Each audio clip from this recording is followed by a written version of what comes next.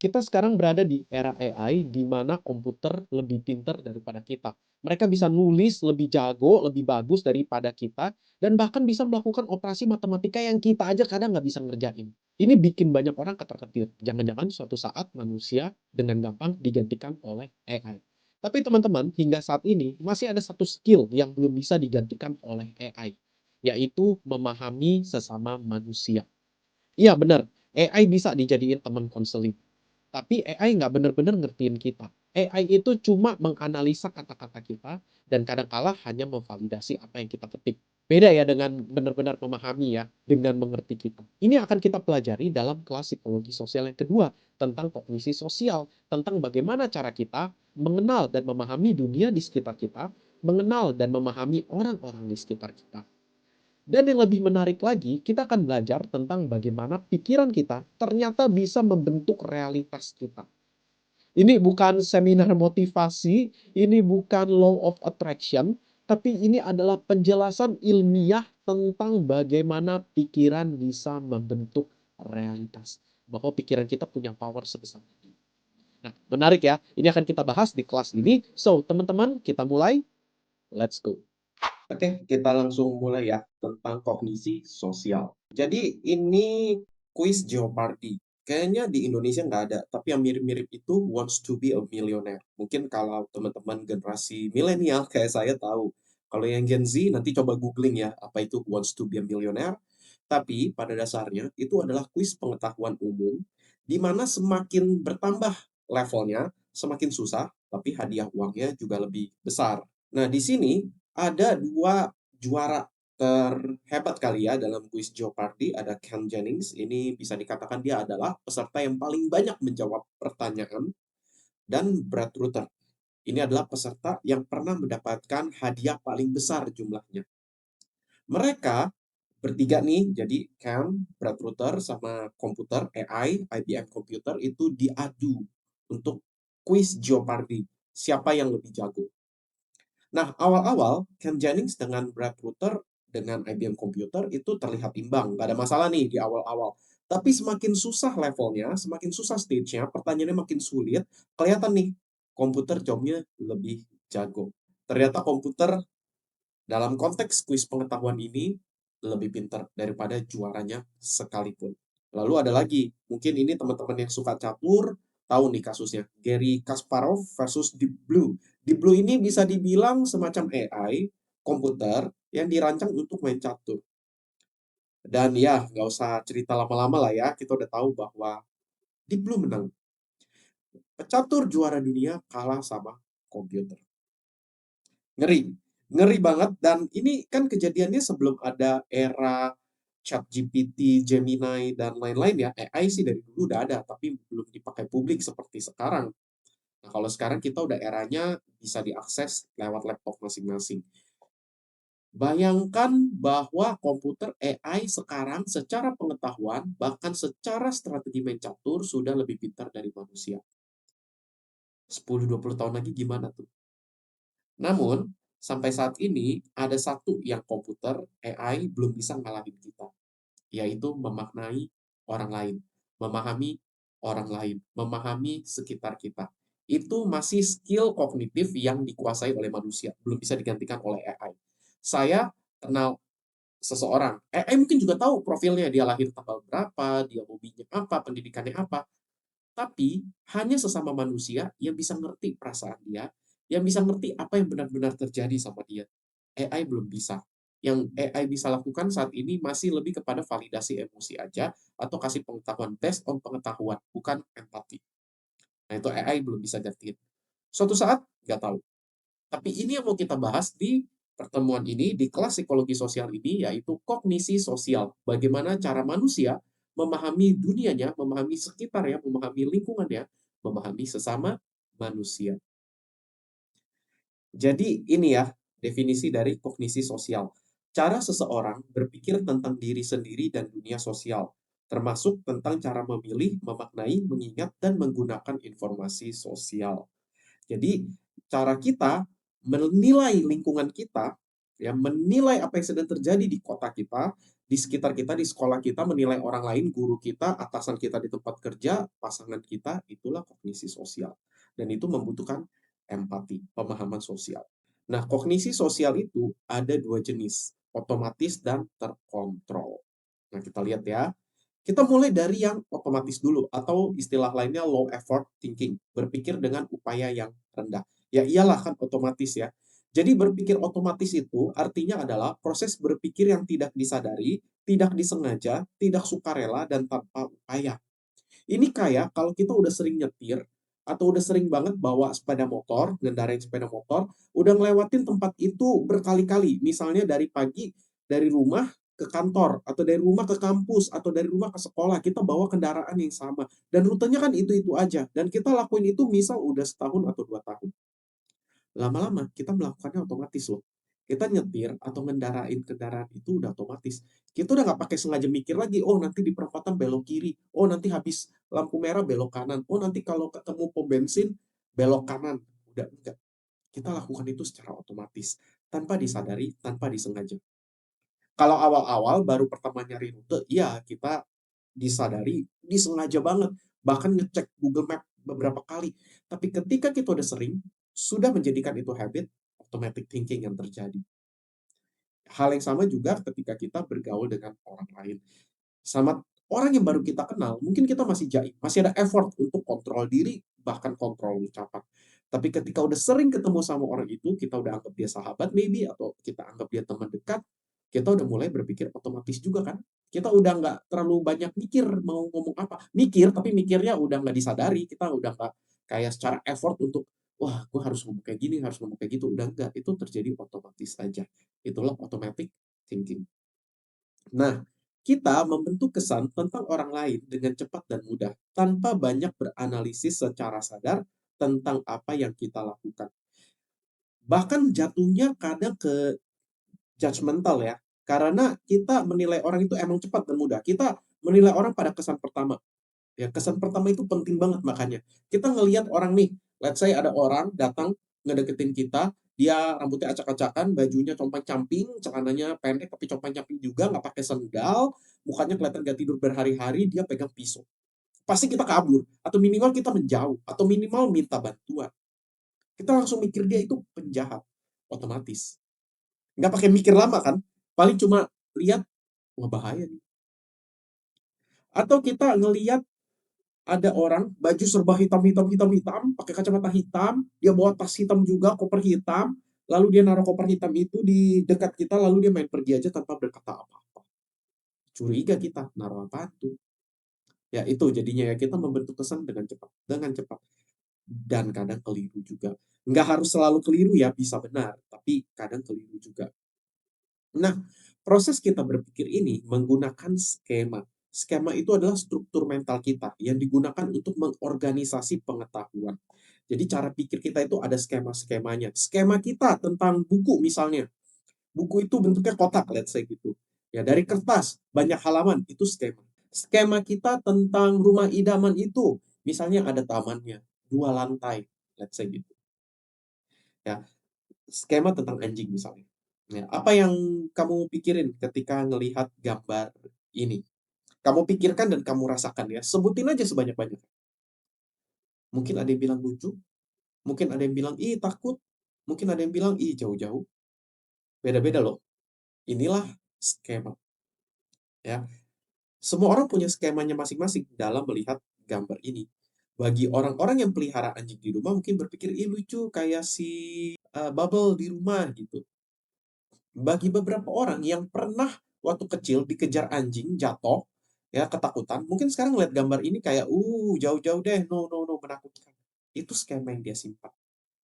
Ya, jadi ada skema yang berbeda-beda tentang anjing ini. Ada yang punya skema lucu, ada yang punya skema menakutkan, ada yang punya skema haram. Nggak ada yang salah.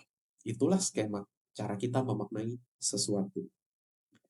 Ini kata naga, apa yang kepikiran atau apa yang kebayang mungkin ya di pikiran teman-teman baca kata naga atau dengar kata naga.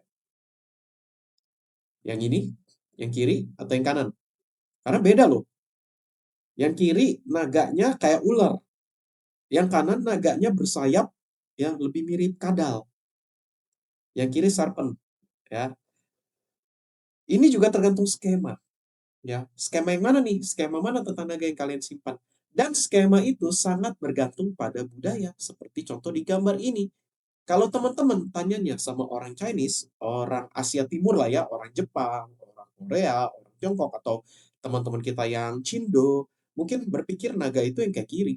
Karena itulah skema naga yang dia pegang. Tapi kalau tanyanya sama teman-teman yang dari Eropa, dari Amerika, atau yang suka baca buku-buku novel dari Barat, atau nonton film Barat, naga yang dia pikir mungkin yang kanan. Itulah skema yang dia punya, bersayap seperti lizard, seperti kadal, dan bersayap. See?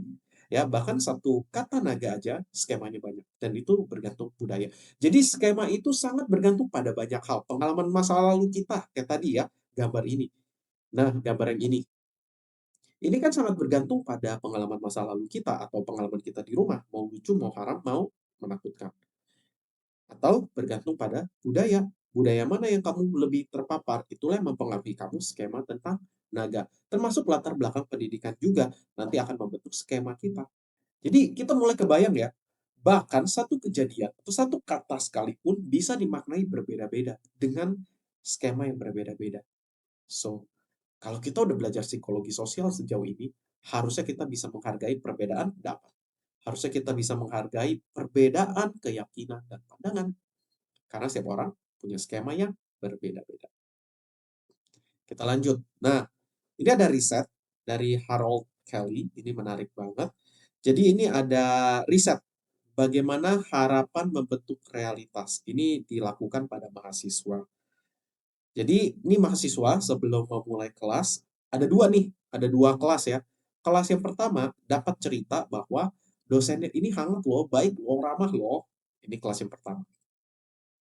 Kelas yang kedua dapat cerita tentang dosennya dingin, kejam, gak punya perasaan. Padahal kedua kelas ini nanti dosennya sama. Nah, kemudian terjadilah proses perkuliahan itu. Hasilnya gimana? Hasilnya adalah kelas yang diceritain bahwa dosennya hangat, bener loh kelasnya loh. Itu diamati soalnya oleh peneliti. Peneliti datang observasi, bener loh. Itu kelasnya ternyata lebih hangat. Yang terjadi interaksinya lebih adem gitu. Ya, sehingga dosennya juga dapat penilaian yang bagus dari mahasiswa. Oh, dosennya oke nih, terampil nih, jago ngajar nih, kompeten nih, oke banget lah. Dan mahasiswa juga lebih seru belajarnya, lebih mau aktif. Kelas yang kedua, yang dikasih tahu bahwa dosennya ini dingin, kejam, sadis gitu ya. Hasilnya apa? Wah, malah dosennya dapat penilaian kurang bagus. Kurang enak ngajarnya. Dan di kelas juga mahasiswa lebih diem, lebih pasif. See? Padahal dosennya sama loh. Dosennya sama. Tapi kenapa bisa beda? Yes, ekspektasi di awal menentukan realita kita. Kelas yang udah dikasih tahu nih dosennya baik, hangat, ramah. Karena mereka udah punya ekspektasi tersebut, ketika mereka bertemu dengan dosen, ya mereka juga langsung bersikap hangat. Karena udah punya ekspektasi ini dosen akan hangat kepada mereka. Jadi mereka udah bersikap hangat duluan. Sehingga dosennya juga ya makin semangat ngajar dong, makanya lebih seru. Sedangkan kelas yang dikasih tahu bahwa dosennya dingin, udah punya antisipasi duluan. Udah berpikir nih dosen nggak punya perasaan, ya udah kita diem-diem aja deh, jangan cari masalah deh. Jadinya apa? Kelasnya sunyi. Dosennya juga mungkin jadi nggak semangat kalau mahasiswanya nggak semangat. Ya jadinya dianggapnya lebih jelek. Ya kelasnya juga nggak bisa interaksi. Kelihatan ya? Jadi hati-hati dengan skema yang kita pegang karena itu bisa membentuk realitas juga ternyata. Ekspektasi yang kita punya bisa membentuk realita kita. Ini bukan ngomongin soal berpikir positif loh ya, jangan salah loh. Ya nanti kalau berpikir positif beda kasus lagi. Saya sedikit spill deh. Berpikir positif itu ada sisi baik, ada sisi buruknya. Yang harusnya kita gunakan adalah ada sisi positifnya, ada sisi negatifnya. Kadang berpikir positif, kadang berpikir negatif. Tergantung apa? Kalau situasinya aman, nggak apa-apa berpikir positif. Kalau situasinya bermasalah, situasinya beresiko, ya harus berpikir negatif. Udah tahu di depan banyak kendaraan. berpikir negatif dong, biar kita waspada. Itu ya kira-kira ya. Tapi harapan kita membentuk realitas. Ini diingat baik-baik teman-teman. Nah, lalu pertanyaan selanjutnya adalah, gimana sih skema terbentuk? Nah, tadi sebenarnya saya udah share ya sedikit tentang skema dari budaya, dari masa lalu. Nah, ini sebenarnya ya dari pengalaman masa lalu membentuk skema kita. Atau dengan goal yang kita inginkan, itu membentuk skema kita. Misal teman-teman sekarang bercita-cita pengen S2, lalu ngelihat sebuah buku psikologi yang tebel banget. Karena teman-teman pengen kuliah S2, ngelihat buku yang tebel itu, skema yang terbentuk adalah, oh menarik nih buku, mau baca ah. Tapi bagi teman-teman yang nggak kepengen kuliah S2 psikologi, mungkin ngeliat buku psikologi yang tebel itu, ih ngeri amat, ngantuk ah ngeliatnya. Beda ya, beda goal kan soalnya. Atau ketiga, priming, pengalaman terbaru kita, priming. Ya, jadi ini istilahnya priming. Pengalaman terbaru kita menentukan skema kita juga. Misalnya teman-teman baru aja nonton TV tentang, bukan nonton TV lah ya, zaman sekarang itu nonton Reels di TikTok, di YouTube, atau di Instagram gitu. Tentang makanan yang dijual di jalanan itu misalnya dicampur zat-zat berbahaya. Itu informasi terakhir yang teman-teman pegang nih. Informasi terbaru yang teman-teman pegang. Lalu habis itu diajak jajan di pinggir jalan. Mungkin mikir-mikir. Karena udah punya skema itu, skema terbarunya itu. Nah, itu namanya priming. Ya, namanya priming. Sebenarnya ini juga priming. Ya, skema terbaru tentang dosen yang akan ngajar gimana. Itu membentuk pola pikir. Ini ada riset lagi nih. Ini ada riset lagi. Jadi ini risetnya seru sih. Ada dua kelompok lagi. Ada dua kelompok lagi. Kelompok yang pertama, pesertanya diminta untuk menghafalkan kata-kata yang nuansanya positif.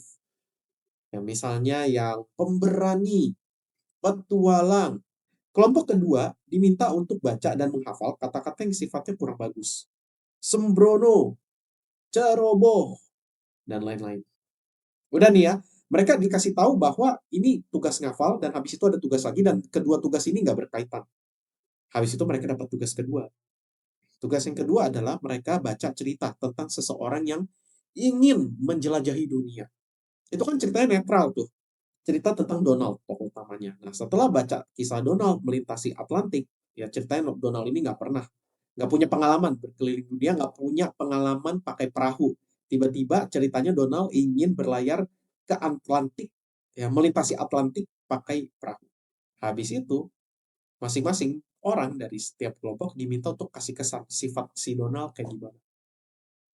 Orang-orang dari kelompok pertama yang di tugas sebelumnya diminta untuk ngafalin kata-kata yang positif, menilai Donald lebih positif, pemberani, petualang. Sedangkan kelompok kedua yang sebelumnya diminta ngafalin kata-kata yang lebih negatif, menilai Donald sebagai orang yang, wah ini orang sembrono banget nih, negatif. Efek priming nih, ya, efek priming kan? Karena sebelumnya mereka diminta hafalin kata-kata yang positif, kebawa ketika menilai orang lain. Kisahnya kan ambigu ya, ini kisahnya ambigu. Langsung dinilainya positif juga. Sedangkan di kelompok dua, yang awalnya diminta ngafalin kata-kata negatif, lalu dapat kisah yang ambigu, menilainya juga cenderung negatif. Apa yang bisa kita ambil dari penelitian ini? Bahwa kesan yang kita tunjukkan kepada orang lain, itu mempengaruhi keputusan dia selanjutnya tentang kita. Misal teman-teman yang di sini, mau jadi entrepreneur, atau mau jadi konsultan, mau deal sama klien, tunjukkan kesan yang bagus. Berikan kesan terbaru yang bagus, karena itu primingnya dia. Kalau kita kasih priming bahwa aku ini kompeten, profesional, mereka akan lebih mudah mempercayai kita. Tapi kalau kita kasih kesan kayak kita urahkan kayak sembrono, susah dia percaya sama kita. So, priming is penting. Nah, lalu dari semua yang kita pelajari ini, salah satu fenomena yang menarik adalah self-fulfilling prophecy, yaitu kejadian seseorang yang memiliki ekspektasi tentang seperti apa orang lain, ternyata bisa jadi kenyataan. Ya, ramalan yang terpenuhi dengan sendirinya. Ya, teman-teman bisa baca di sini. Ada risetnya lagi. Oh iya, nama lain dari self-fulfilling prophecy adalah efek Pygmalion. Jadi ini ada risetnya tentang bagaimana ekspektasi guru membentuk kecerdasan siswa. Jadi awalnya ini ada peneliti memberitahu guru bahwa ada beberapa anak ini bloomers nih. Mereka cepat nih berkembangnya nih. Pinter, di atas rata-rata, jenius. Ya dikasih tahu, ya siswa-siswa unggulan si ini, si ini, si ini, si ini. Padahal penelitinya nggak benar-benar ngetes IQ dari siswa-siswa itu. Random aja dipilih. Si A jenius, si G jenius, si X jenius gitu, kasih tahu ke guru. Kemudian terjadilah proses belajar di kelas selama 1 semester. 1 semester kemudian dicek IQ anak-anak. Ternyata yang disebut bloomers tadi IQ-nya mengalami peningkatan yang lebih tinggi dibanding dengan teman-teman lainnya di kelas. Padahal kalau masih ingat, bloomers itu nggak bener-bener jenius. Mereka cuma dipilih secara acak aja. Tapi hasil akhirnya beneran si bloomers itu, para bloomers itu mengalami peningkatan IQ yang lebih tinggi dari teman-teman sekelasnya. Why? Kenapa? Karena pertama, si guru karena udah punya perspektif yang lebih baik tentang para bloomers ini, para siswa-siswa unggulan ini, akhirnya ngajarin mereka lebih hangat. Karena di pikiran guru mereka pintar, lebih sabar jadinya. Yang kedua, karena guru-guru sudah berpikir anak ini pintar, maka guru-guru ini berani memberikan tantangan lebih buat si anak mereka yang pintar ini. Sehingga apa? Lebih terlatih, lebih banyak latihan, ya lebih cepat berkembang. Yang ketiga, guru-guru juga lebih mau untuk kasih feedback kepada anak-anak yang pintar ini. Karena ekspektasi guru mereka pintar, punya potensi dimaksimalin daripada teman-teman lainnya. Gimana teman-teman? Dan guru-guru nggak tahu loh bahwa siswa-siswa ini dipilih secara acak. Mereka taunya itu beneran siswa unggulan. Nah, ini self-fulfilling prophecy. Harapan kita secara tidak sadar mempengaruhi perilaku kita. Dan karena itulah ternyata bisa membentuk realitas. Karena guru-guru sudah punya ekspektasi yang tinggi tentang siswa-siswa ini, secara tidak sadar mereka mengajar mereka lebih baik, lebih antusias. Dan itu yang membuat mereka jadi pintar beneran. Kalau teman-teman sekarang berpikir, oh, semua korporat sama aja ingin memperbudak kita, maka itu yang akan terjadi. Karena secara bawah sadar, teman-teman langsung berpikir bahwa aku sedang diperbudak, perilakunya akan mengikuti. Kalau teman-teman berpikir, oh, orang-orang di sekitarku membenciku, maka teman-teman akan secara bawah sadar, berpikir bahwa karena orang-orang benci aku harus melindungi diri, jadi nyebelin, jadi defensif, diajak diskusi, jadi enggak. Dan akhirnya orang-orang jadi sebel beneran sama kita. Atau ketika teman-teman berpikir, oh orang-orang di sekitar ini ramah-ramah, baik-baik, niatnya baik, maka kita jadi lebih terbuka, lebih mau diskusi sama mereka, lebih mau tukar pikiran. Dan orang-orang jadi berpikirnya, oh asik ya ini orang ya, jadi baik beneran. Self-fulfilling prophecy. So, kita gunakan skema-skema, gunakan cara berpikir yang mendukung kita untuk berkembang. Ingat, ini bukan ngomongin berpikir positif, tapi bagaimana kita mengadopsi pemikiran-pemikiran yang mendorong kita untuk bertumbuh, berkembang. Karena itu akan mempengaruhi bawah sadar kita, mempengaruhi perilaku kita, dan beneran bikin kita berkembang. Makanya, kita diminta untuk jangan mikir yang aneh-aneh. Jangan mikir yang merugikan diri kita, karena itu masuk ke bawah sadar kita, dan itu mempengaruhi perilaku kita tanpa kita sadari, dan itu membentuk realitas kita. Nah, lalu setelah itu kita belajar lagi heuristics atau jalan pintas berpikir. Jadi, gini teman-teman, otak ini cara kerjanya efisien. Otak kita nggak mau banyak capek, nggak mau banyak keluarin energi. Dan nggak salah mereka kayak gitu. Karena kecapean kalau kita pakai full power, maka kita perlu jalan pintas berpikir, heuristics. Heuristik itu adalah pintasan mental yang orang gunakan untuk membuat penilaian yang cepat dan efisien. Nah, ada dua yang sering dipakai, yaitu heuristik ketersediaan atau availability heuristics dan heuristik kerepresentatifan atau representativeness heuristics. Jadi, kita akan lebih sering melakukan pintasan mental berdasarkan semudah apa informasi itu muncul dan seberapa mirip objek tersebut dengan objek-objek yang sudah kita ketahui.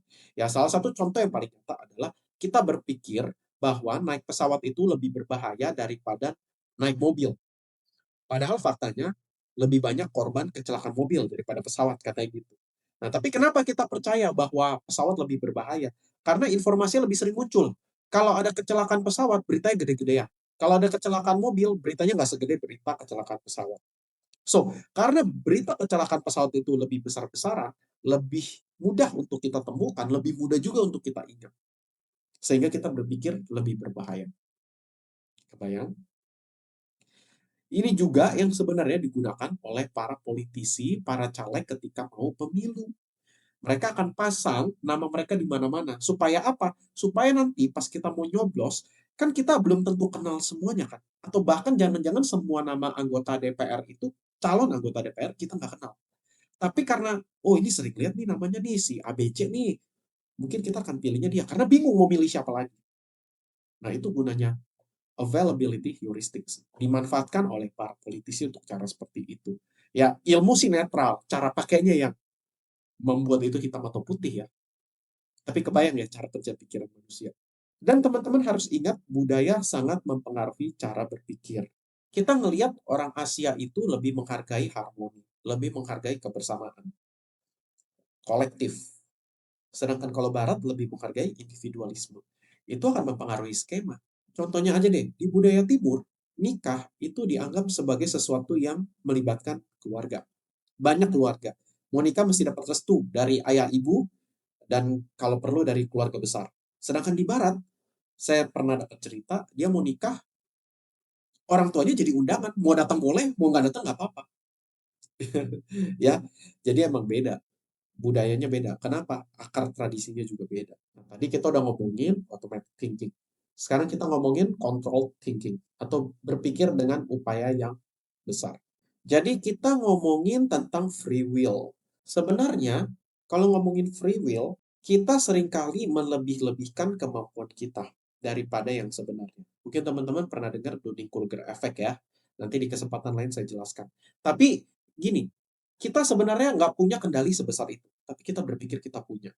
Dan itu yang bikin kita menderita kan. Kita berpikir kita bisa mengendalikan orang-orang agar setuju sama kita. Padahal keputusan orang, cara berpikir orang itu di luar kendali kita. Jadi kita kecewa kan setelah orang lain nggak bertindak atau nggak berpikir sesuai maunya kita. Lalu ada counterfactual reasoning. Paling enak pakai contoh studi medali Olimpiade ini. Kan kalau juara satu emas, juara kedua perak, juara tiga perunggu. Kira-kira gitulah ya. Nanti jangan dikomplain nih, enggak juga. Ya ini biar simpel aja. Yang paling tinggi emas, kedua perak, yang ketiga perunggu. Logikanya harusnya yang paling happy itu yang emas dong, yang juara satu dong. Lalu yang happy nomor dua yang juara dua dong, yang perak dong. Dan yang happy-nya nomor tiga itu yang paling tidak happy lah ya di antara ketiganya yang perunggu dong. Tapi enggak. Yang paling nggak happy justru adalah yang juara dua, yang perak. Yang paling nggak happy yang juara dua. Kenapa? Karena mereka berpikir bahwa sebenarnya mereka sedikit lagi bisa juara satu. Tapi mereka nggak berhasil. Sedangkan yang juara tiga berpikir, oh enak udah juara tiga. Kebayang? Jadi kita kadang suka membayangkan apa sih yang sebenarnya aku lebih bisa terjadi atau apa yang lebih mungkin terjadi. Kita jadi bayangin apa yang kita peroleh saat ini dengan kemungkinan yang sebenarnya kita bisa pilih. Dan karena kita membandingkan apa yang udah kita miliki saat ini dengan apa yang mungkin, kita selalu berpikir yang mungkin itu lebih baik, jadinya kita kecewa. Ini yang terjadi pada Olimpiade pemenang perak tadi. Juara satu, juara dua, juara tiga. Yang paling gak bahagia justru juara dua. Karena dia membandingkan. Aku sebenarnya dikit lagi lo bisa juara satu, tapi gak dapet. Kalau yang juara satu pasti happy lah ya. Yang juara tiga udah happy. Jadi udah happy juara tiga. Jadi hati-hati teman-teman. Ternyata semakin besar kemenangan kita, semakin banyak yang kita miliki, kita belum tentu benar-benar happy. Kita justru jadi lebih gampang menderita. Kalau kita bandinginnya dengan, oh seharusnya aku bisa lebih nih. Oh seharusnya sedikit lagi lebih besar nih. Hati-hati dengan pikiran, bisa ngejebak kita. Dan bisa mensabotase kebahagiaan kita. Lalu ada planning fallacy. Ini menarik. Ini mungkin teman-teman relate lah ya. Kita suka berpikir, oh tugas ini bisa kok 1 sampai 2 jam kelar. Ternyata pas dilakukan, 2 jam nggak kelar-kelar. Butuh 3 jam, 4 jam, 5 jam. Itu planning fallacy. Itu yang bikin kita sering molor dari deadline, kepedean. Ya, kita berpikir, oh ini mah gampang, kayaknya nggak susah-susah amat. Ya 2 jam kelar lah, nyantai lah. Pas dikerjain, 2 jam belum ada setengahnya, panik. Ini planning fallacy. Jadi hati-hati. Ya kalau bisa, kalau kita merancang sesuatu, misalnya kita ekspektasi itu 2 jam kelar, kita spare-nya lebihan aja. 3 jam atau 4 jam. Jangan dibikin ngepas sesuai ekspektasi. Ntar kalau nggak kelar, panik. karena kita punya planning fungsi. Oke, teman-teman, jadi ini kelas psikologi sosial yang kedua tentang kognisi sosial. Teman-teman kalau punya pertanyaan boleh tulis di kolom komentar, nanti saya balas. Tunggu, jangan ditutup dulu videonya. Teman-teman yang ingin belajar psikologi, saya sebenarnya masih banyak banget yang pengen di-share, tapi ya medianya terbatas. Kalau di YouTube cuma bisa video, kalau di Instagram cuma bisa carousel dan reels, dan media yang tepat untuk itu adalah WA Group. Saya punya WA Group, namanya Belajar Psikologi bersama Gavin. Teman-teman yang mau join bisa banget. Caranya adalah dengan kirim DM ke Instagram saya, ini account-nya, ketik YT di DM. Nanti saya bales dengan link untuk join di WAG-nya. Thank you ya teman-teman ya. See you on the next video.